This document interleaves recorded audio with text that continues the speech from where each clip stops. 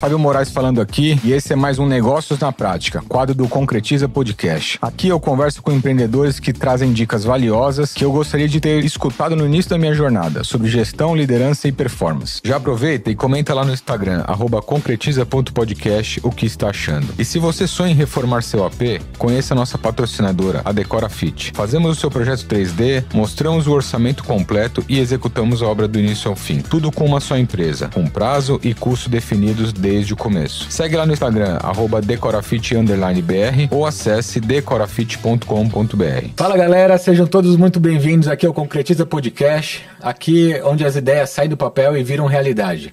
Eu sou Fábio Moraes, host aqui do Concretiza. Aqui você aprende na prática como liderar, empreender e construir resultados sólidos, porque no final das contas, negócio bom é aquele que se concretiza. E aí, estamos aqui hoje com uma grande amiga, Paula Godoy. Paula, é um prazer te receber, compartilhar um pouco aqui com a nossa audiência uma história de quem nasceu do mundo da arte e foi para bastante imergir no mundo técnico, né? Para aquelas pessoas que imaginam que quando se cria algo é tudo muito lindo e maravilhoso, mas quando vai ver no final das contas dá uma dor de cabeça e um BO danado resolver, principalmente quando a gente trata de obra. Então acho que você é um pouco do reflexo disso. Então, muito bem-vindo ao nosso Concretiza Podcast. Obrigada. Primeiramente, queria falar que eu fiquei muito feliz com o convite. Espero que eu possa agregar aí ao conteúdo de vocês e trazer realmente boas experiências. Ixi, tem coisa... se deixar, fica um dia inteiro aqui de conversa e falando, viu? Porque eu falo, hein? Vamos lá. Contextualizando, acho que um pouco da tua história, né? Você começou nessa vida da arquitetura, do design, da engenharia, através do design de interiores. Foi. E você começou no mundo da marcenaria. Isso. E eventualmente migrou para projetos mais complexos envolvendo toda a área de interiores. Depois você acabou fazendo engenharia. Sim. E depois você fez perícia. Sim. Então, enfim, uma jornada bastante desafiadora. E eu acredito que bastante motivadora também para muitas pessoas que vão estar aí nos escutando hoje, porque é uma história que mostra muito que... uma história de muita resiliência, de muita força de vontade, Sim. Zero comodismo, pessoas que de fato procrastinam muita coisa na vida. Eu acho que isso, a tua história mostra completamente o contrário, né? Sim. Primeiro, conta pra gente um pouco de como é que foi esse ingresso na profissão, nessa área e principalmente o porquê dos grandes insights ali para essas pivotagens na carreira. Tá. Teve uma trajetória aí que começou muito cedo, né? Eu comecei trabalhando com 13 anos no comércio com meu pai. Meu pai sempre foi um cara altamente comercial e eu fui trabalhando com ele muito rápido, pegando o estilo da coisa, né? Estudando à noite já naquela fase, até que quando eu tinha 18 anos, eu entrei na IBM, ainda sem estar fazendo faculdade. Mas eu tinha ido bem nos testes, a IBM me contratou e falou, mas você tem que estudar. Então eu entrei em julho e depois em agosto daquele ano eu entrei numa faculdade de comércio exterior totalmente aleatória para fazer uma faculdade porque a IBM estava me exigindo. Nessa época, o que você fazia na IBM? Eu trabalhava na parte comercial, na parte de suprimentos para impressora. E logo de cara, quando eu entrei, eu vi que não ia ser ali que eu ia ficar. Apesar de estar numa multinacional, todos os benefícios, inclusive foi muito bom para mim na época, porque estava aquela coisa de começar a popularizar a internet. A IBM, ela disponibilizava tudo aquilo, muito treinamento, curso, né? Então, apesar de eu não ter gostado de ter começado a trabalhar ali numa empresa voltada para TI, mas na época ainda não tinha essa leitura, né? Eu enxerguei que aquilo ia ser bom para mim. Tinha um nome de peso na empresa, né? E tinha uma história toda por trás, muito curso, eu sempre fui muito curiosa. Eu trabalhava meio período e aí, de manhã, eu fazia os cursos que a IBM me forneciam. E aí, de meio-dia às 6, eu trabalhava no meu posto, né? E fiz a faculdade, terminei totalmente sem saber muito ainda o que fazer da vida. E, de cara, eu migrei também de empresa, fui para a Vivara. Trabalhei na Vivara durante alguns anos, que também, logo de cara, quando eu entrei, eu falei, eu vou entrar para ficar um tempo e sair. Não me vi fazendo carreira, não me vi fazendo nada, apesar de já ter entrado num cargo de carreira por conta da faculdade. Então, eu já tinha um cargo de supervisão, que me possibilitava viajar, enfim. Justamente lá, depois de 5 anos de empresa, eu comentei com um cliente meu que eu ia sair da empresa, porque eu já estava cansada, enfim. E na época ele fez um convite para trabalhar com ele. Ele falou, poxa, já que você vai sair, você não quer vir trabalhar comigo? Eu preciso de uma pessoa como você. Aí eu sabia que ele tinha uma marcenaria, né? Eu falei, mas você tem uma marcenaria, eu não entendo nada do que você vende. Aí ele falou, mas você entende de gente que tem dinheiro. Ainda na época ele falou. E eu preciso de pessoas assim que sejam comerciais, porque hoje eu tenho um grupo de 12 arquitetos trabalhando comigo e elas não são comerciais. E eu quero começar a trabalhar com construtoras, atender decorados, enfim. E eu aceitei o desafio, né? A gente entrou num acordo comercial e eu fui para lá trabalhar. E aí foi bem interessante, porque uma das condições que eu pedi foram que eu trabalhasse de segunda a sexta em horário comercial, porque eu queria voltar a estudar. Mas eu ainda não sabia exatamente o quê. Porque aquela faculdade que eu tinha feito lá atrás não me serviu para muita coisa e eu estava a fim de, né, estudar algo que eu gostasse realmente. E aí eu fui para lá trabalhar com ele. E quando eu comecei, logo nas primeiras semanas, eu já me identifiquei muito com o ambiente, com as pessoas, com as conversas. Eu falei, nossa, né? Que lugar legal. Eu falei, eu acho que eu vou fazer, então, um curso de designer de interiores. E, na época, nem era o objetivo projetar. Era para entender melhor, para poder me posicionar melhor nas reuniões, entender o que era uma trena, uma escala, já que as reuniões que eu fazia era com o construtor, mas que muitas vezes ele vinha acompanhado de um engenheiro, de um arquiteto, né? E aí foi quando tudo começou. Aí realmente eu me identifiquei, nessas alturas eu estava beirando os 30 anos. E aí foi onde eu falei, caramba, era isso que eu devia ter feito desde sempre, né? Eu devia ter feito arquitetura. Eu cheguei a cogitar arquitetura na época, mas eu estava pressionada pela IBM. Achei que a arquitetura fosse um curso muito difícil para mim na época e que eu não ia dar conta, enfim. Acabei indo por esse caminho. Aí os anos passaram, eu acabei indo para a parte de projetos com ele. Mas até um adendo, ainda bem que você descobriu a tua potência, né? Porque, pô, normalmente as pessoas saem lá 17, 18 anos para poder fazer ensino superior e muitas vezes não fazem nem ideia e passam uma vida sem descobrir, né? E você levou aí quase 12 anos ali, né? Trabalhando, enfim, adquirindo casca profissional, mas para poder achar teu lugar de potência. Realmente, não, foi achar, eu digo até mais hoje, a minha vocação. Porque eu gosto tanto do que eu faço, que eu faço às vezes até mais do que devia, e até trabalho muito em termos de horas, mas aquilo é prazeroso para mim. Então, eu realmente sei que eu encontrei minha vocação. Eu trabalho com uma plena felicidade. Eu não me vejo aposentada. Tem muita gente que fala pra mim sobre, né, quando que você vai cansar? Eu falo, eu não pretendo me aposentar. Eu quero ser igual um Niemeyer da vida. Deixar de existir na face da Terra, aí sim eu deixei de fazer alguma coisa. Porque eu acho que o trabalho, ou você desenvolver aquilo que você gosta, né?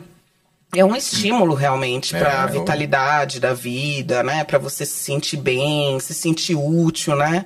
Então isso é muito importante para mim. Legal. E aí, essa fase você estava de fato mergulhada aí nesse curso, você fez a interiores? Fiz um curso inclusive muito simples, um técnico, na época nem tinha esses cursos de 2 anos, né? Como tem hoje. E automaticamente comecei a atender profissionais da área. Eu realmente trabalhava numa marcenaria de alto padrão ali na Avenida Europa. Então, os escritórios de arquitetura eram os melhores possíveis. Na minha carteira era composta de nomes de muito peso aqui na arquitetura de São Paulo. E eu comecei a ter acesso a projetos que eram fantásticos. E ainda eu brincava na época, falava, nossa, agora eu vendo móveis para quem eu vendia joia, né? E foi realmente uma experiência incrível, porque durante esse período de aprendizado, eu pude entender o que era aquele mundo de projeto, o que envolvia o projeto, né? Todos os detalhes que faziam parte, sobretudo na parte de imóveis, né? Nesse meio tempo, a empresa que eu trabalhava me transferiu para Curitiba. E aí, em Curitiba, eu tive uma outra visão sobre o meu trabalho, porque até então, em São Paulo, pelo trânsito, a loucura da cidade, eu ficava muito dentro da loja, né? E quando eu fui para Curitiba, a dinâmica era outra. Então, eu vendia e me tornava responsável pelo projeto técnico em termos de medição, passagem de pontos. E aí foi um divisor de águas para mim. Porque quando eu cheguei ali, que eu fui realmente para o chão de obra, eu comecei a entender na prática tudo que envolvia. O tamanho da encrenca. Né? Sobretudo porque em Curitiba eu continuei trabalhando com esse público de alto padrão. E eu chegava nas obras, e as obras de Curitiba são muito organizadas, não é à toa que é uma cidade modelo. A minha escola ali foi fantástica. Então, às vezes, eu chegava ali muita casa, né? Tinha muito mais casa, às vezes, do que prédio. Do que prédio, sim. E aí o pessoal tinha lá o seu container da obra montado, uma equipe de engenharia. E aí eu comecei a ter contato com o pessoal da engenharia, além dos arquitetos, que já eram as minhas primeiras, né, pessoas assim que eu falava quando a gente recebia o projeto. Mas a hora que ele ia para a execução era com a turma da engenharia que eu lidava. E eu comecei a gostar muito de lidar com eles, assim. Todo mundo reclamava, né? Sobretudo quem era arquiteto, falava, ai, não gosto de engenheiro, sempre teve aquela briga. E eu gostava, eu acho, me dava muito bem, acho que a coisa fluía, eu mostrava o projeto, a gente se entendia, o que tinha que fazer, o que não tinha. E eu comecei a ter uma ideia lá, assim, muito distante de fazer engenharia, mas eu nem falava pra ninguém, assim, sabe? Eu falava, nossa, deve ser, imagina, uma loucura, né? Que na prática, Paulo, a marcenaria parece que não, né? Mas ela acaba reunindo tudo ali, tudo que acontece na obra, tudo efetivamente vai impactar na marcenaria, né? As pessoas às vezes, as pessoas mais leigas não fazem ideia, né, do tamanho de concentração de informação que existe na marcenaria, né? Eu sempre começo os meus projetos pela marcenaria, quando é projeto de reforma, de interiores, né? Primeiro, é um belo início. Eu olho a planta, né? Como é o caso agora de um projeto que eu estou fazendo, que eu quebrei um monte de parede, tirei, porque daí eu olho o potencial que aquele espaço tem para se transformar em algo melhor. A partir dali, eu decidi o que eu vou tirar de parede, fazer acontecer, eu começo a desenhar o mobiliário. Porque ali eu sei onde eu vou precisar dos pontos, eu vou fazer o meu luminotécnico baseado naquilo. Sim. Enfim, é dali que tudo acontece, né? Ou seja, concentra tudo, mas eu não queria tirar teu foco da engenharia. Aí conta aí. Pois é, então, aí eu comecei a pensar na ideia de fazer engenharia. E na época também aconteceu de eu estar numa outra cidade, já não estava mais em Curitiba por conta de um relacionamento, já estava realmente com a ideia de começar a trabalhar com os meus projetos em carreira solo, né? E realmente comecei a meio que fazer essa experiência, né? Falei, vou começar a me desligar de loja, porque chegou um momento que eu não estava mais me adequando a loja alguma, né? E aí eu entendi que não era o problema das lojas, o problema era meu, eu já não cabia mais ali, né? Eu nunca fui aquela pessoa de reclamar da empresa que eu trabalho. Eu sempre trabalhei para as empresas como se elas fossem minha. Isso é uma coisa que eu falo para todo mundo. O dia que você aprender a trabalhar para uma empresa como se ela fosse sua, você vai ter a sua, né? Então, é simples quanto isso. É isso. E eu trabalhava ali e tal, e até então eu falava pra caramba, né? Eu acho que precisa de algo mais, eu preciso agregar mais conhecimento, ao mesmo tempo aquela insegurança, porque como que de repente você vai para uma engenharia assim, né? E eu realmente passei por algumas barreiras, porque quando eu mudei de cidade e fui procurar, antes de fazer o vestibular, eu fui conversar com a coordenadora do curso de engenharia. Eu estava morando na época em Cascavel. E aí eu falei com ela e ela falou, não, mas você é designer, por que você vai querer fazer engenharia? Vai fazer arquitetura. E na época eu já tinha 38 anos, né? Eu ia entregando a idade, né? Mas eu tava com 38 anos e falei pra ela assim, não, mas eu tô fazendo uma faculdade agora que vai ser definitiva pra minha vida. E a última assinatura na minha profissão, na minha área, é a do engenheiro. Então eu vou dar a tacada master. Se eu ver que não vai dar certo, que eu não tô gostando, aí eu vou mudar a estratégia, mas por enquanto eu quero engenharia. Ela falou, bom, então vamos lá, então vai pro curso, e realmente eu tirei, assim, a coisa começou a acontecer, e aquilo foi um segundo divisor de águas. Porque eu comecei a entender que a engenharia abria muito a cabeça além do que eu já conhecia, do que eu já tinha de vivência no mercado de trabalho, né? E na parte técnica, realmente, enfim, aquilo... Eu descobri, quando eu comecei o curso, muito rápido, que eu era mais engenheira do que qualquer outra coisa. Porque como designer eu já tinha essa preocupação de executar alguma coisa, mas eu ficava em cima de quem estava... de desenhar alguma coisa, mas eu ficava em cima de quem estava executando. Porque eu falava, poxa, o cara não é obrigado a saber o que passou pela minha cabeça, então eu preciso orientar, né? Para que isso dê certo. Então eu sempre fui ali meio... ficar em cima mesmo, meio centralizadora nesse ponto. E aí a engenharia veio e foi assim, um desafio, acho que até hoje o maior desafio da minha vida. Tirando a engenharia, tem alguns pessoais, mas eu acho que a engenharia foi onde eu falei, eu sou capaz de tudo depois disso. Porque... Eu acho que esse é o sentimento quando você sai. Esse é o sentimento. Porque nesse meio tempo, inclusive, eu saí do meu relacionamento, mudei de cidade, porque daí eu não quis mais ficar onde eu estava. Transferi minha faculdade para Santos. E lá em Santos... eu fui para Santos, Praia Grande, por conta de um apartamento da família que tinha lá, e eu estava meio perdida, não sabia muito o que fazer, falei, vou ficar aqui. Sabia que Santos tinha uma ótima rede de universidades na área de engenharia, e eu tive uma impressão, uma leitura que eu acho que foi muito boa, né? Eu falei, quem se forma em engenharia em Santos faz engenharia em qualquer lugar, trabalha em qualquer lugar, porque Santos tem muita coisa para você explorar, né? Sim. Tem uma questão de solo super séria, tem as questões de mobilidade, que você tem transporte viário, enfim, de todas as formas ali. O porto, né? O porto, né? Então, e a construção ferve, né? Que na época eu também não tinha eu não tinha ideia de como estava a Praia Grande. Tamanho do mercado. Achava que eu ia, né, ficar ali patinando, mas a coisa começou a fluir muito rápido. Eu chegando em São Paulo, por conta dos meus das relações sociais que eu tinha com pessoas de São Paulo, que souberam que eu vim para São Paulo e já sabiam que eu era formada em designer, eu comecei a trabalhar com projetos próprios em São Paulo. E aí a faculdade só foi ajudando a coisa a fluir, né? Então, realmente foi um processo difícil, no sentido assim... Eu brinco com todo mundo e falo que eu não fiz engenharia porque eu sou inteligente, eu fiz porque eu sou resiliente, né? É isso. Então, eu muitas vezes tomava um 0 e saía de lá e falava, não tem problema, eu vou estudar mais, eu vou atrás. Eu infernizava a vida dos professores. Eu fui representante de classe durante os 5 anos do curso, fui representante do Centro Acadêmico de Engenharias da Unisantos, na época onde eu estudava, né? Enfim, fiz história lá, até por conta de eu já ter uma certa idade, né? Não tava naquela fase de molecada de 18, 19 anos que tá começando agora, né? Aí, enfim, a engenharia se desenrolou durante esse tempo, né?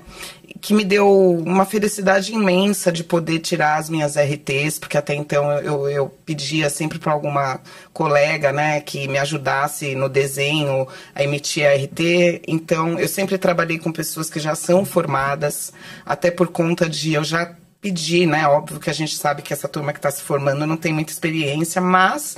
Para você estar formado em alguma coisa, você tem que ter conhecimento. Você passou por provas, sim. Testes, então... Você não é tão cru quanto se espera, né? E aí a coisa foi rolando e a coisa foi fluindo. Hoje eu tenho uma linha de trabalho onde eu faço 98% da execução dos meus projetos, né? As empresas que contratam a Godoy Interiores, tanto que depois de formada eu coloquei o nome da empresa como Godoy Interiores e Engenharia, para a parte de execução realmente de obra, né? Então, a gente fala que é meio parecido com o que a Decora Fit faz, no sentido de que ela vai desde o começo até a entrega, porém, obviamente que pelo meu volume, eu por ser essa pessoa centralizadora, acabo tendo um volume muito menor, atendimento mais personalizado ao cliente, né? Eu ia te fazer uma pergunta exatamente sobre isso, assim, o que você acha, o que você viu até depois de formada, da importância de você centralizar todas as atividades e essa execução embaixo do teu guarda-chuva, né? Porque, para mim, isso é institucional no Brasil, é o modelo de reforma do Brasil, né? Que essa forma que ainda muitos profissionais acabam indicando os parceiros, tudo bem, é uma forma que o mercado hoje trabalha, mas, de uma certa forma, gera um certo desconforto na operação, até porque, às vezes, os profissionais, se não tem uma sequência lógica de trabalho bem alinhada e até fazendo o cliente esperar por algumas etapas que precisam ser definidas ali para você poder começar uma execução bem feita e tudo mais, a realidade é que as obras se atropelam. Sim. Todo mundo se mata lá da mão de obra, né? Todas as empresas se matando num cenário e fica o responsável, o arquiteto, o designer lá, maluco porque tá o caos acontecendo na terra ali dentro. Então, qual a importância que você viu de centralizar isso tudo embaixo do teu guarda-chuva e você será responsável por toda a execução? É que eu tenho muita lucidez dos processos. Então, acho que isso ajuda muito, né? Inclusive na hora de me posicionar em relação ao cliente, porque quando o cliente chega para mim, por exemplo, numa altura dessa, falando que ele quer uma casa para o Natal, eu falo, eu não vou pegar, né? Porque eu não vou falar o que você quer ouvir, que eu acho que é o que acontece com muita gente no mercado. Com certeza. Fala o que o cliente quer ouvir. Ah, é o cliente. Mas não tem essa, existe um processo. Ninguém sai daqui e vai comprar alguma coisa na construção civil e sai com ela debaixo do braço. Só se for sei lá, alguma coisa muito, né, que não vai fazer diferença. Agora, quando a gente fala de qualquer outra coisa, até um piso, se ele gostar e não tiver no estoque, ele tem que esperar pelo menos uma semana, 15 dias, no mínimo, né? Então, você tem que começar a conscientizar a pessoa. A primeira coisa que eu faço quando um cliente aparece, eu pergunto se ele já fez algum tipo de obra. Se ele já fez, ele vai falar horrores, vai falar super mal, eu odiei, nossa, é um caos, horrível. E aí eu já pergunto como que ele fez essa obra. Ali mesmo ele já me dá os porquês de ele não ter gostado. Se ele fez sozinho, dá para entender totalmente o trauma. Se ele fez com um profissional, dependendo do que ele me fala, eu consigo enxergar onde esse profissional errou. Né? Não que eu não erre.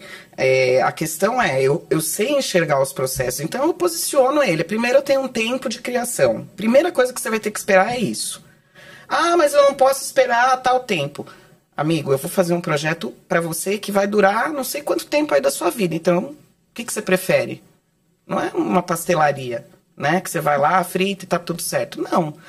Então, o cliente, a partir daí, ele já começa a entender que as coisas vão levar um tempo. Eu sempre falo, sem medo do que ele vai ter como reação, pro nosso caso de projetos aí de apartamentos inteiros, né? Num projeto, ok, tá? Sem muita... 6 meses. 6 meses para a gente trabalhar com inteligência. Porque, por exemplo, antes de vir para cá, eu estava 8 horas, 10 para as 8 na obra, esperando para fazer furo técnico, para ir no apartamento do vizinho de baixo, falar com ele, tá tudo bem, tô olhando aqui, não, vou ver o que vai acontecer no seu teto. Tchau, tô indo. Entende? Então, você tem que coordenar, ter uma agenda muito precisa, né? A minha agenda é pontual, eu não chego nem antes nem depois. E você ter esse entendimento dos processos. Automaticamente eu já explico para ele que ele tem que ver o planejado, porque o planejado... Aí também é outra coisa, né? O cara comprou o planejado, aí o vendedor fala assim, olha, agora são 45 dias para entrega, quando ele dá o contrato para o cliente. Mas ele não conta que são 45 dias para entrega depois do projeto técnico assinado. Né? Sim, sim. Aí o cliente sai de lá todo feliz. Então tá, né? Hoje é dia tal. Eu falo, não, pera. Isso, na verdade, eu falo na mesa. Quando eu tô junto com o cliente, fechando, eu falo, não, mas explica a questão do projeto técnico. Aí eu devolvo pro fornecedor. Quanto tempo você leva pro projeto técnico? Eu preciso dos eletros, disso, naquilo, tal. Tá aqui, isso aqui eu já tenho. E agora? Eu preciso medir, tá, quando que você pode ir? Terça. Eu já agendo ali na frente do cliente. E a partir dali, ele já sabe, quem trabalha comigo sabe que ele tem uma grande parceira, mas também ele tem uma pessoa que cobra bastante. Porque eu fico em cima, eu fico no pé, eu fico atenta aos prazos. Obviamente que se a gente tem algum percalço na obra e a obra atrasa, eu também vou posicionando esse pessoal, porque a gente trabalha todos juntos, né? O que eu sempre digo, é uma junção de pessoas, de muita cabeça junto. Sim, sim. Então todo mundo tem que se falar, tem que ter uma comunicação boa. E, enfim, eu acho que é por aí o caminho da gente ir.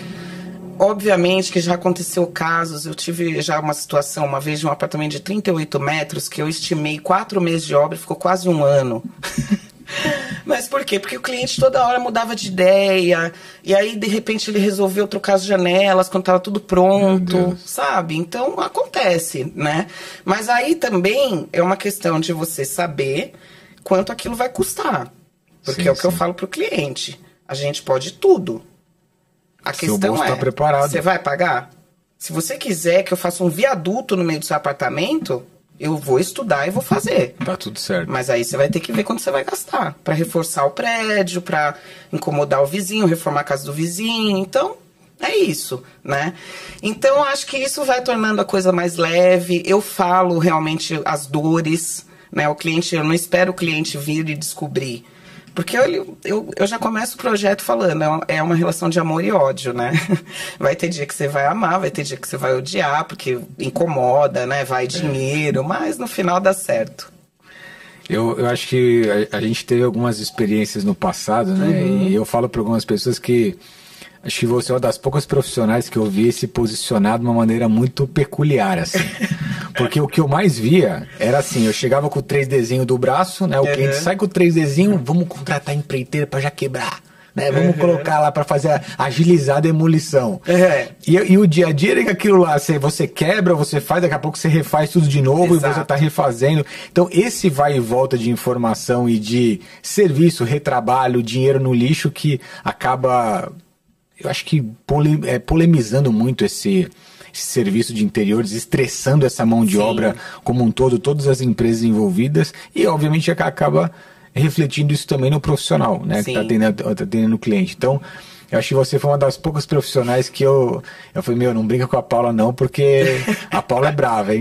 Eu tenho fama de brava. Se ela falou, vai acontecer, pode escrever. Todo mundo conhece. Até o cliente fala que eu sou bravo. O cliente não, se ela falou, tá falado. E o que você viu que mais te surpreendeu quando você começou a atuar de fato como engenheira? O que você entendeu que foi... ou se teve alguma mudança nessa forma de atuar com interiores? Olha, não. Eu acho que aonde eu vi as maiores... aonde eu vi as coisas que me tornaram assim, como você usou o termo, criou uma casca, né? Não foi nem na engenharia. Foi quando eu realmente comecei a atender, como designer de interiores, a atender profissionais da área de interiores, que eu via coisas que eu falava, eu não quero nunca ser esse tipo de profissional, né? Ao mesmo tempo que eu tinha ótimos exemplos de escritórios super sérios, que chegavam com um projeto totalmente concebido, e ali eu só ia intermediar aquela ideia daquele profissional. Eu via profissional que chegava com a planta em branco. Eu já vi alguns também. E falava assim, como você trabalha com modulação, pode fazer aí o projeto com base... Então, assim, aquele profissional, ele pega o projeto da marcenaria da loja, ele pega o projeto de iluminação de uma loja de iluminação que faça projeto, porque existem algumas que fazem. Moral da história, o projeto é todo dos fornecedores. E o cliente está pagando para ele uma coisa que... Porque às vezes esse profissional, às vezes não, em 90% dos casos, esse profissional é o que não gosta de acompanhar a obra, porque vai ter problema, né? Então, quando o cliente, ele desenha... Eu, às vezes, não sou eu hoje em dia mais quem fico lá no computador desenhando, né? Mas toda a diretriz do projeto é minha. E eu confiro, eu vou, imprimo na obra e tenho ele pendurado em todas as paredes lá. Então, quando você fala, às vezes, de uma medida, eu tenho aquela medida na minha cabeça. Mas isso aqui não, mas ali e tal. Claro que tem hora que é muita coisa, você fica meio perdido, mas ali tá na parede, para quem quiser ver, né? Então, isso me doía no mercado, porque eu via que o cliente estava com uma expectativa de uma coisa que... Aí é esse cliente que, quando eu pergunto, ele fala, eu contratei na época um arquiteto, mas não resolveu nada, continuou uma bagunça. Porque o empreiteiro, o cara que está executando a obra, ele gosta de falar aquilo que é mais fácil para ele, né? Então, se ele for contra o projeto do arquiteto para ficar mais fácil para ele, ele vai se queimar. Então, é isso que eu acho que é importante, onde a gente entra debaixo do guarda-chuva. Porque quando o cara que está executando lá para mim, não que eu troco muita ideia com eles no sentido de que como a gente vai executar isso de uma maneira menos dolosa. É quase uma missa, né? É. Mas ele fica com aquela, ai não, porque isso é muito difícil, que hoje em dia eu já tenho uma equipe legal, assim, mas no começo, né? Ah, mas isso é muito difícil, mas então, é por isso que você tá aqui. Né? Você queria que fosse fácil? Se fosse fácil, o cliente mesmo ia lá, comprava e fazia, não precisava você aqui. Aí o cara fica, né? E eu, às vezes, vou num ponto, como você falou, sou brava. Eu falo, se você não quiser fazer, não tem problema. Dependendo do serviço que é, eu falo, se você quiser, eu faço. Quando eu tô muito louca na vida da obra, qualquer coisa eu faço. Deixa aí que eu faço, não tem problema. Aí os caras vão e, né? Hoje em dia, graças a Deus, depois de anos, né? Eu não tenho mais essas dificuldades, né? Eu consigo ter uma relação muito bacana com a minha equipe de obra. Eles já conhecem, sabem ler meu projeto. Claro que não são todos os projetos que eu executo com a minha equipe, né? Muitas vezes eu trabalho para alguém que já é da construção e vou coordenar uma equipe própria, né? Sim. Mas eu acho que a minha linha de comunicação é muito boa com eles. Até porque eu me coloco junto com eles ali, a gente tá junto no projeto. Entender o dia a dia. O dia a dia. Com a dificuldade. Exato. Porque tem muita gente que, e acho que até por você entender bastante do lado técnico, né? Tem muitos profissionais que falam, eu quero desse jeito, mas não pensa nem na solução, né? Exato. Como é que o cara vai fazer para poder, de fato, efetivar aquilo, executar aquilo? Então, precisa pensar junto na solução. Exato. Acho que o profissional, é um papel fundamental do profissional estar junto ali. Exato. Desmistificando, né? Porque, se a ideia é criativa, vai lá na lua, né? Então. E às vezes o pessoal não tá acostumado, né? Não viu ou não sabe como fazer, então... E uma coisa também que eu acho que às vezes falta para os profissionais, eu sempre faço questão de mostrar para eles como ficou. Que nem o cara que tá lá quebrando a obra pra mim hoje. Ele vai sumir da obra daqui a pouco, né? Porque à medida que a obra vai mudando de cara, vai mudando os profissionais. Exato. Mas aquele cara, ele recebe as fotos da obra no final, eu mando pra ele, olha como ficou legal. Legal. Olha que bacana. Isso aí usa no seu portfólio. Fala que foi você que fez, porque foi você que fez. Então isso também valoriza o trabalho deles, com certeza, né? Eles se apaixonam pelo projeto, porque para a maioria deles eu mostro 3D. Falo, isso aqui, porque na hora eles veem lá a planta, ninguém tem muito interesse em olhar o que vai acontecer, né? Aí eu mostro 3D, vou lá com o tablet, vai ficar assim. Aí o cara, nossa, que legal, foi você que fez? Foi eu que fiz. Então a gente troca a ideia, acho que isso, né? A gente não pode ter uma arrogância no sentido de que, eu fiz, eu quero assim. Não. Vamos estudar aí qual é a melhor forma de viabilizar isso, né? Porque a gente tem que aprender a fazer as pessoas trabalharem por nós e não para nós, né? Eu acho que isso é o grande lance, inclusive em termos de fornecedores, porque eu deixo muito claro para o fornecedor que eu já fiz toda a parte dele, inclusive, comercialmente falando. Quando eu levo o meu cliente numa loja, ele já vai só para pagar praticamente. Porque eu já falei do produto, eu já falei do que eu já mostrei. Quando eu vou numa loja de móveis, que é um assunto que eu domino, eu peço pro vendedor deixar eu apresentar o showroom, porque eu sei os pontos que vão pegar no preço, e às vezes aquele vendedor não está preparado para isso. Ele não sabe a diferença de uma corrediça para outra, tecnicamente, e ele não vai explorar aquilo, que é o grande fator decisivo, Sim, né? Sim. Teoricamente, madeira por madeira é tudo igual. Tudo igual. Assim, aonde vai pegar realmente? Na ferragem, no acabamento. Na ferragem, no acabamento, na fita de borda, nos detalhes, né? Então tudo isso é bacana. E eu acho que isso também ajuda o cliente a ter um conhecimento, né? Até para uma próxima obra, ele não ter aquele trauma, né? Porque é o que eu falo, apesar de não ser uma coisa confortável de se fazer, é uma coisa que vai te proporcionar um bem-estar tremendo. Então você não tem que se bloquear em relação a isso. Às vezes o cara fica morando a vida inteira numa casa que não gosta porque ele não gosta de obra. Mas não é assim, né? Não é. Então, não deveria ser, né? Não deveria ser. Então, óbvio que a gente tem que fazer aquilo se tornar um pouco mais leve, né? Não tão drástico, né? Tanto com a equipe quanto com o cliente, né? Pra coisa não ser muito mais tensa do que já é, né? Sim. Agora vem aqui, Paulinha, me fala uma coisa. Que raios você decidiu ir lá pra fazer perícia, mulher? Você sai de designer, aí você vai fazer engenharia, depois você vai querer fazer perícia de engenharia. Ai, Conta aí essa resenha aí. Pois é. Eu sou uma pessoa que às vezes até eu me pergunto, né?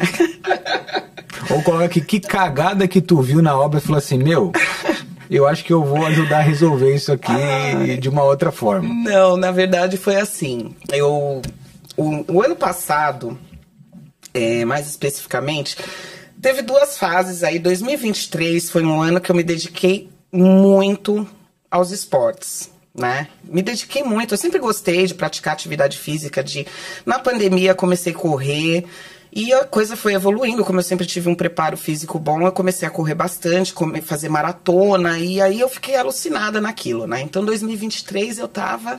Muitas vezes tinha reunião comigo, eu falava, não, eu não posso porque essa hora eu tenho treino.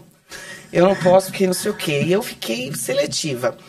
Só que daí, nessas minhas corridas todas, né? A corrida é uma terapia e eu pensava um monte de coisa, né? Sempre que eu tava correndo. E uma delas foi... Muito bem, quando eu terminei a engenharia, eu terminei totalmente traumatizada. Eu falei, eu não quero fazer nem mais curso de nada na vida, né? Eu fui igual, porque todo mundo falou assim, nossa, você vai acabar e você vai passar na frente da faculdade, você vai lembrar, você fala assim, nossa, que saudade. Eu passo do outro lado da avenida. Trauma. Da quadra, pra não voltar nem perto daquilo. Trauma. Desse jeito aí. A coordenadora do curso, na época, ela queria muito que eu saísse da faculdade e começasse um mestrado. Misericórdia. Porque ela sempre falou, e eu acho que vai ser uma coisa ainda que vai acontecer, tá? Já vou até profetizar aqui pra câmera, eu ainda vou dar aula.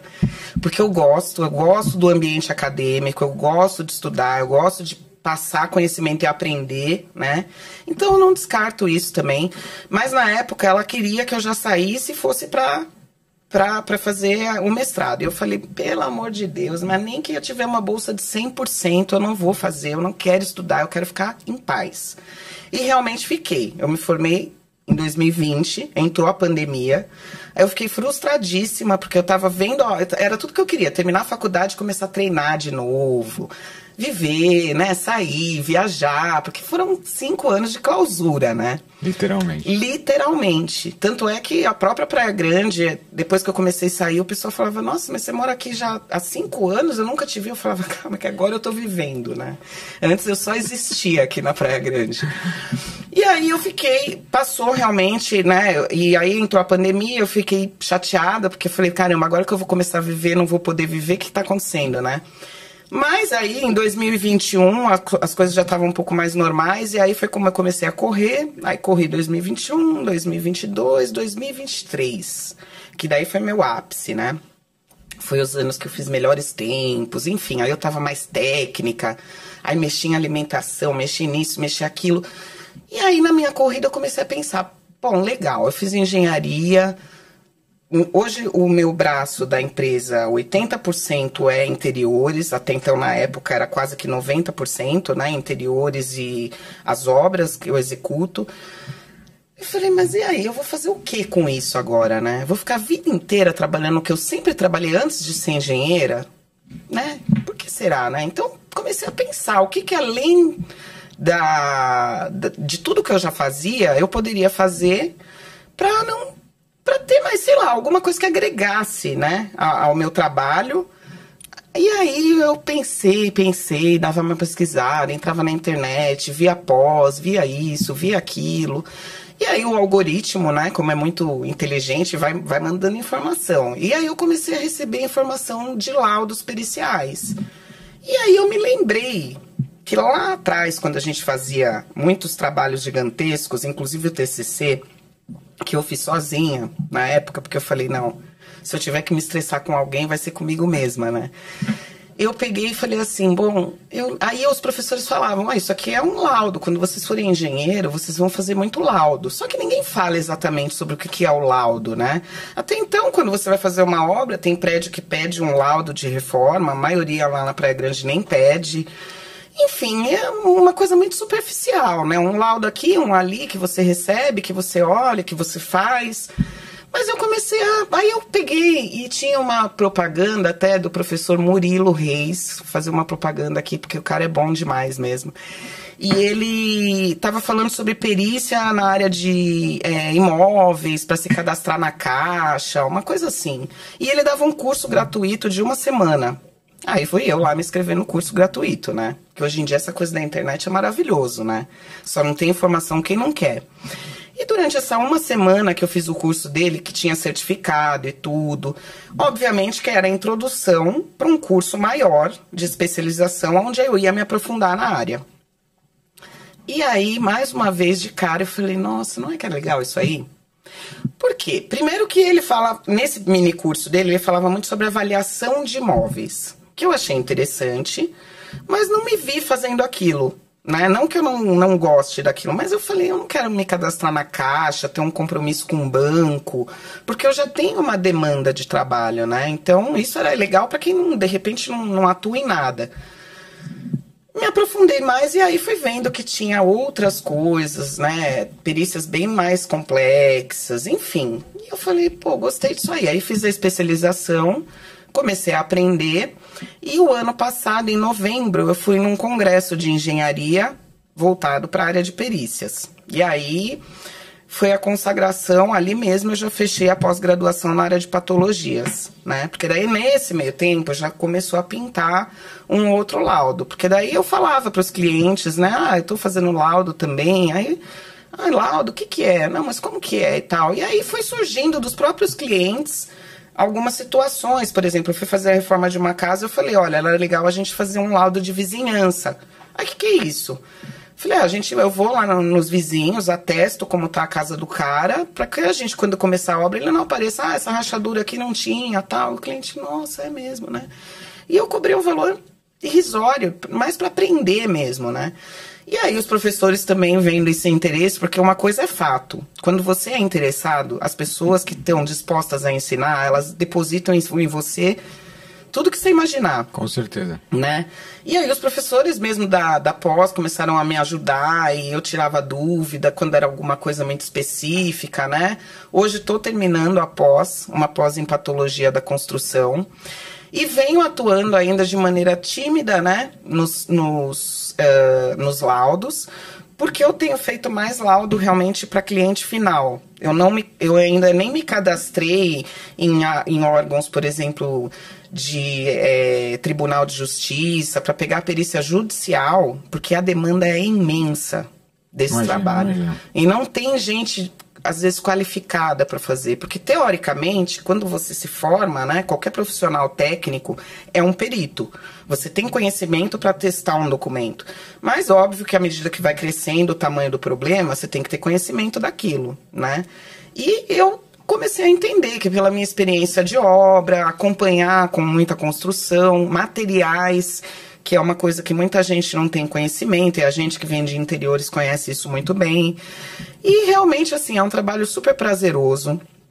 É um trabalho que, a longo prazo, talvez a coisa inverta, né? Não necessariamente fique em interiores e obras, mas esse trabalho, por ser um trabalho que me demanda uma visita técnica, no máximo 2, né? Uma antes e uma depois durante o processo, e conhecimento, né? Sentar, entender aquilo, falando tecnicamente, NBR, compatibilizar. Então você precisa gostar de ler. É um processo, é um processo moroso. Moroso. Né? Bastante técnico, né? Para você poder chegar até a conclusão disso. Eu vou te perguntando algo muito inusitado, assim. Uhum. Qual foi o BO mais maluco que você já encontrou nessas perícias aí? Olha, é que perícia é um negócio tão delicado que a gente não pode falar muito, sabe? Não precisa falar cliente. Mas uma das situações que me chamou muito a atenção é quando a gente pega alguma perícia que envolve um problema estrutural, né? E o problema é meio que ignorado, às vezes, por parte da construção, né? E um problema estrutural é um vício construtivo. Então, se você constrói e você, estruturalmente falando, deixa aquela obra à deriva, você vai ter que se responsabilizar por aquilo, não é o prédio, né? Ou a casa, depois de 5 anos, 7, 8 anos. Né, que vai. É a construtora. E muitas vezes eu já me deparei com situações que realmente há um problema estrutural e fica se empurrando aquilo, sabe? É óbvio que é um problema que vai demandar que a construtora ela faça um investimento ali, né? Mas é que esse investimento ela tinha que ter feito lá atrás. Como ela não fez, ela vai aparecer lá em algum momento, né? E eu costumo dizer que tem algumas patologias que elas são meio que irreversíveis, né? Porque, eventualmente, dependendo do tipo da patologia, por exemplo, você pega um problema de estrutura mal dimensionada, que isso dá problema em fachada, dá problema em sistemas de vedação, né? Fechamento dos prédios internos. Como é que você resolve um negócio desse? Pois é. Você vai tapar o sol com a peneira ali, você vai trocar um revestimento, você vai fazer... Mas, na prática, você tem um problema crônico para a vida ali. Tem um problema crônico, né? Exato. Então, é muito mais sério do que as pessoas imaginam. Né? E que, assim, mas na verdade, Fábio, é crônico até a página 2, tá? Porque a gente tem o maior exemplo lá de Santos, dos prédios que entortam. Sim. E que tem como você consertar. É aquela velha história. E a gente volta lá atrás, aonde o cara vai gastar para fazer aquilo. Mas o que você prefere? Ficar a vida inteira com o pessoal lá na sua orelha? Ou você resolver isso de uma maneira que... Porque é o que eu falo para o cliente. A obra, ela tem também um tempo de vida útil, né? Sim. Que são, aí o que a gente aprende na engenharia, pelo menos 50 anos aí é o que ela tem que durar, né? É o mínimo, né? É o mínimo. Mas não é que ela tem que durar a troco de nada, né? Durante esses 50 anos tem que ter reforma, tem que ter manutenção, tem que se preparar, né? O que eu falo sempre para o cliente, olha como a demanda de energia mudou nos últimos anos. O que era antes resolvido com uma tomada, interruptor e uma lâmpada central, hoje em dia não funciona mais em lugar nenhum. Você precisa de um monte de tomada, enfim. Então, as pessoas têm que entender que isso realmente tem que acontecer, tanto o cliente quanto o construtor, né, durante o processo. E a construção, sempre isso é uma coisa que eu, às vezes, quando eu converso com construtores lá na Praia Grande, eu falo, cara, deixa de colocar certas coisas no prédio, sei lá, por exemplo, a pedra, já que você faz questão, né, e cuida, e faz uma estrutura mais condizente, porque o cara vai trocar pedra em outra situação, ele vai reformar. Você tem que apresentar outras coisas, uma construção sólida, para aquilo chamar a atenção do cliente. Sim. Né? E não pesar no seu bolso lá atrás, porque quando você está construindo, se você fizer esse cálculo, você vai investir nele, mas depois você vai lucrar. Agora, depois da obra entregue, você já gastou a grana, você já passou 5, 6, 7, 8 anos que você entregou a obra, vinha um BO desse, estrutural. E é o problema que isso toma uma proporção inimaginável, né? Porque você tem um problema. Sim. Você está construindo o prédio, então você tem um problema ali. A partir do momento que você entrega, se você entregou a obra, você tem mais 100, né? Que são 100 moradores ali olhando, e eu já vi alguns casos que o pessoal contrata de fato um perito para fazer aqueles laudos que parecem uma bíblia. Eu já fiz alguns. Né? Parecem bíblias, e aí o cara, ele vai um problema que nem era para ter aparecido, apareceu, e aí ele começa a caçar pelo em ovo, né? E aí isso daí vira uma conta para a consultora, que é um passivo aí inimaginável, que jamais isso foi provisionado lá em custos e etc. Não, e eu, como perita, né, que nem eu falo até isso para todo mundo, é igual na área da saúde, né, cada um tem sua especialidade, então, dependendo do tipo de problema, quando é um problema de ordem estrutural, fatalmente eu vou chamar um colega de estruturas para fazer o laudo junto comigo, porque eu quero o parecer dele também, não só o meu. Legal, para complementar. Né? Então, o laudo, ele fica pesado mesmo, porque ele vem com a minha RT do laudo, atestando tudo que eu tô falando, e se precisar um recálculo, ele vem também com uma outra RT falando do engenheiro estrutural, porque é o que eu explico para o cliente, né, quando ele vai me contratar. Eu não vou falar aqui o que você quer ouvir porque você está me contratando, eu vou falar a verdade. Se for para você ter que pagar, vai ser o meu laudo que vai falar isso. Então veja bem antes de me contratar, né, mas a maioria das vezes, quando um edifício ele chega no ponto de pedir um laudo, é porque tem mais coisa envolvida. Não é uma reforma que não foi feita, né?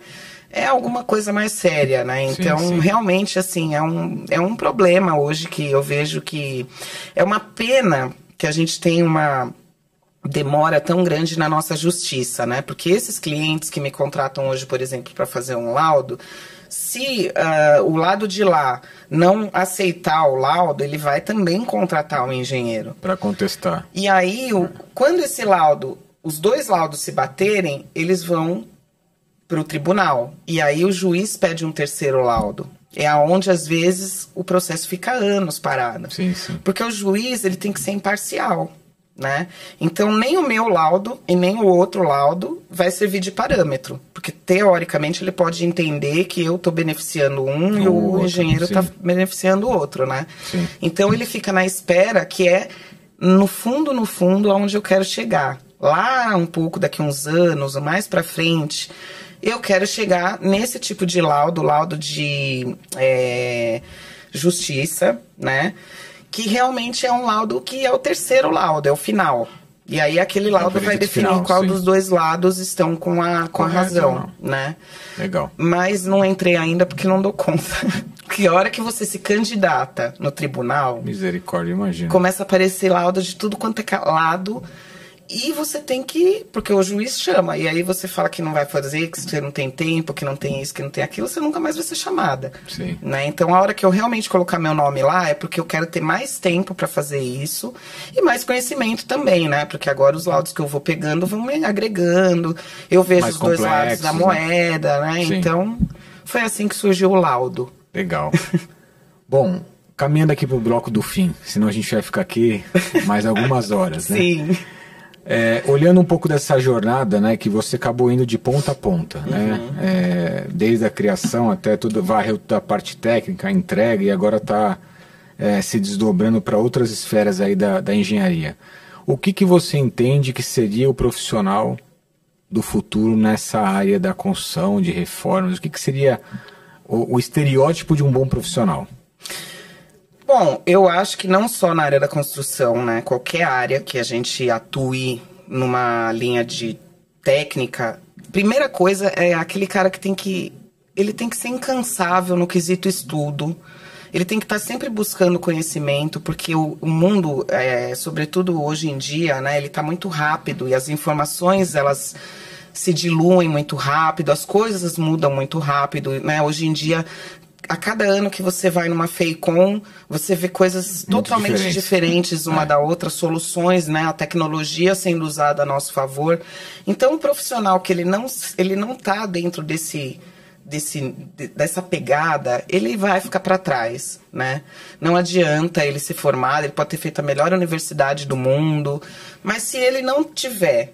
sede de saber, sede de conhecimento, procurar estar em feiras, na obra mesmo, propriamente dito, dependendo da atuação dele, né? E ser um cara que está sempre buscando conhecimento, não ter preguiça, sabe? É o que eu falo sempre, eu enxergo, assim, que a vitalidade da vida está em você estar em movimento, seja físico ou mental, que são coisas diferentes, né? Porque você fisicamente... está estimulando seu corpo, mas você também tem que trabalhar a sua mente. Então, buscar conhecimento, leitura, cursos, tá sempre curioso, né? Que nem eu vi o podcast aqui, ainda brinquei um dia com uma amiga, falei, você viu que legal, o Fábio tá, não sei o quê. Porque a gente tem que estar de olho no que está acontecendo no mundo, né? Claro que não precisa tudo, mas... naquilo que é da sua alçada, do seu trabalho, você tem que buscar... tá sempre ali disposto a aprender, porque senão, se começar a mostrar preguiça, aí não tem como, né? Legal, eu tenho uma teoria, eu sempre falo dela, e eu queria saber talvez a tua opinião também, né? Se você tivesse que dar uma dica para essa nossa audiência, que é um profissional que ele está querendo se destacar no mercado, qual é a bala de prata que você daria para ele? A bala de prata seria justamente... a questão do conhecimento, porque quando você tem conhecimento, você tem propriedade para falar. Então é isso que eu acho que é um grande diferencial, você mesmo falou, né? Não é nem que eu sou brava, mas é que eu realmente tenho conhecimento, então eu não tenho medo de falar, eu não tenho insegurança no falar, né? E eu acho que isso é um ponto, porque quando o cliente vai me contratar, eu sempre falo para ele, não vai ser o profissional mais em conta, tô longe de ser o profissional onde você vai ter o melhor preço, né? Mas eu tenho conhecimento, é isso que eu vendo. E isso é incalculável. Se eu realmente fosse colocar no valor o que eu acho que eu mereço ganhar por tudo que eu já investi em termos de conhecimento, seria muito mais, né? Mas é óbvio que a gente tem que ter um jogo de cintura comercial. Então eu faço aquilo que é dentro de um valor justo, né? Porém, o cara que não tem conhecimento, ele fica rendido, ele não tem segurança. É superficial demais, né? Então, acho que isso é a grande dificuldade. É aquele cara que fala, mas o cliente quer. Pô, mas o cliente, né? Eu também queria um monte de coisa, mas a gente tem que ter um limite. E eu tô aqui para direcionar. É a mesma coisa você chegar num médico, num profissional da saúde, um nutricionista. Eu quero perder 10 quilos. Óbvio, maravilhoso. Mas aí o que você vai fazer para perder 10 quilos, né? Como você vai se comportar para você chegar lá? Então, é essa receitinha de bolo. Não tem muito... Eu falo que eu sou simples. Eu não invento muito, mas eu acho que é o básico que funciona. Sim, mas eu costumo dizer que é o simples, mas não é fácil, né? As pessoas às vezes falam, putz, mas é tão simples, né? Pô, faça mais do que a tua obrigação, busque conhecimento, se movimente, né? E parece que as pessoas esperam uma fórmula milagrosa, né? O remédio do milagre que vai te tirar de uma zona de conforto, mas na verdade depende muito de cada um, né? Depende. O quanto cada um quer, qual o tamanho da ambição. Depende, eu acho que totalmente, né, de nós, assim. De nós, totalmente. Porque você pode ter todas as condições do mundo, você pode ter condição financeira, se você não tiver vontade, né, se você não tiver sede, é o que eu falo da sede de conhecimento. Eu acho que hoje em dia, né, a gente que vem de uma outra geração que antigamente você tinha que ir numa biblioteca, era tão difícil estudar, né, hoje em dia você dá um Google, caramba. Tem o ChatGPT aí que você pergunta, é óbvio que você não vai se basear naquilo, mas tá fácil. É muito mais fácil do que a nossa época. Eu senti isso quando eu fui fazer a faculdade mesmo, né? A transição, a diferença de uma coisa para outra. Faculdade para outra, né? Porque, puxa, tava tudo na mão. A moçada mais nova chegava com um celular e nem escrevia. Sim, sim. Eles nem escrevem. Eu gosto de escrever porque para mim a escrita me ajuda a memorizar. Então, mas, né? Eu acho que tudo são fases e eu vejo que é assim. Que aí eu volto até no esporte. Que o esporte também é por isso que eu fui correr maratona, e é por isso que menos de 1% da população corre maratona. Todo mundo quer. Mas até onde você se dispõe, né? Até onde você se realmente... Eu sabia que aquilo só dependia de mim, óbvio, né? E que existe algumas limitações até, sim. Né? Mas se você tem um foco, se você falar, não, eu vou batalhar para isso, né? Você vai chegar.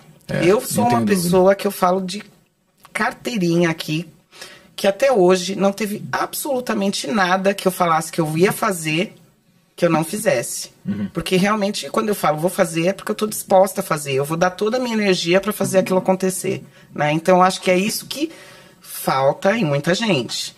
Porque há uma distância bem longa entre você querer fazer alguma coisa, né? E de fato a questão do conhecimento mesmo. Para você ter conhecimento, você tem que estudar. Sim, sim. E tem gente que, né? Muitas vezes eu escuto, nossa, mas até hoje você estuda, você não para. Quando eu falo que eu tô fazendo pós, meu Deus, mas até ontem você estava fazendo a faculdade.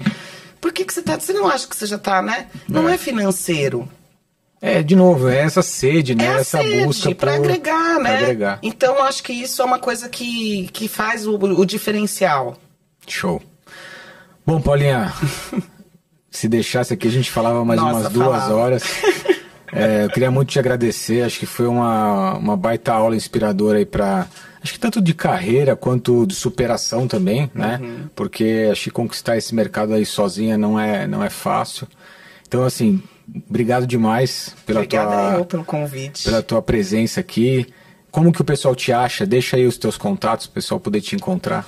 Meu Instagram profissional é Godoy_interiores. Nele também, além do endereço do escritório, eu tenho um link onde tem meu WhatsApp direto. Quem fala comigo, quando o cliente procura, ele fala direto comigo. Legal. Óbvio que eu tenho uma equipe que trabalha comigo, né? Mas em algum momento ele pode falar, mas isso depois de contratado, né?